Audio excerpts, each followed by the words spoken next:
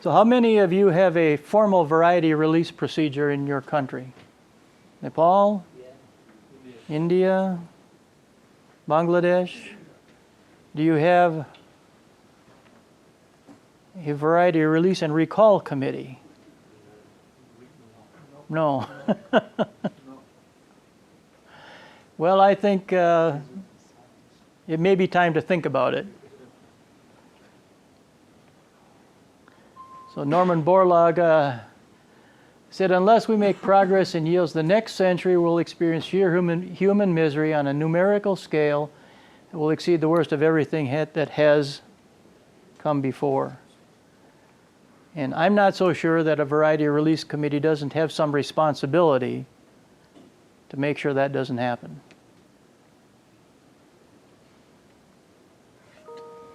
So we mentioned this before, PBW 343. If in fact it is one variety that covers all of that area, then that whole area is subject to both virulence shifts and abiotic stresses. So if PBW 343 suffers from a terminal heat stress, for example, yellow rust, stem rust never shows up, but that uniformity is still a threat to production.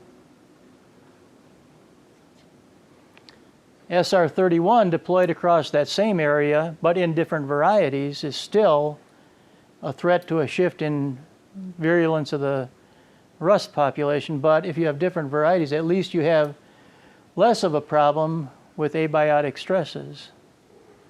Nevertheless, this kind of deployment is not something that we would encourage.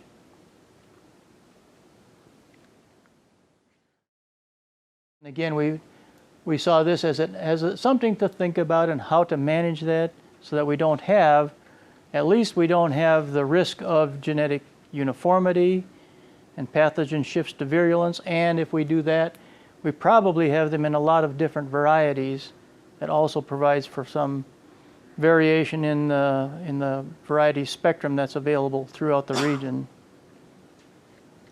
And if you put some adult plant resistance on that, which I think is pretty much the CIMMYT approach at the moment. Here are some examples of how government can influence durability. In the US, almost a century ago now, well, maybe 80 years ago, there was a program to eradicate barberry. Barberry is the alternate host of stem rust. And in fact, the stem rust population in the US today is very stable.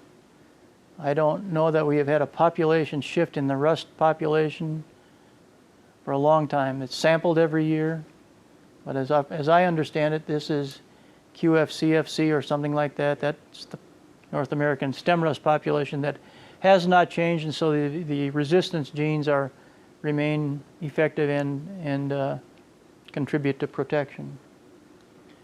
We have government policies that regulate genetically modified products. Maybe it's good, maybe it's not. We assume that the government is acting in our best interest. Then there are national or regional variety release requirements. We hope that they're informed by science, and we hope that they are influenced by regional cultivars that are already in production, but I'm not so sure.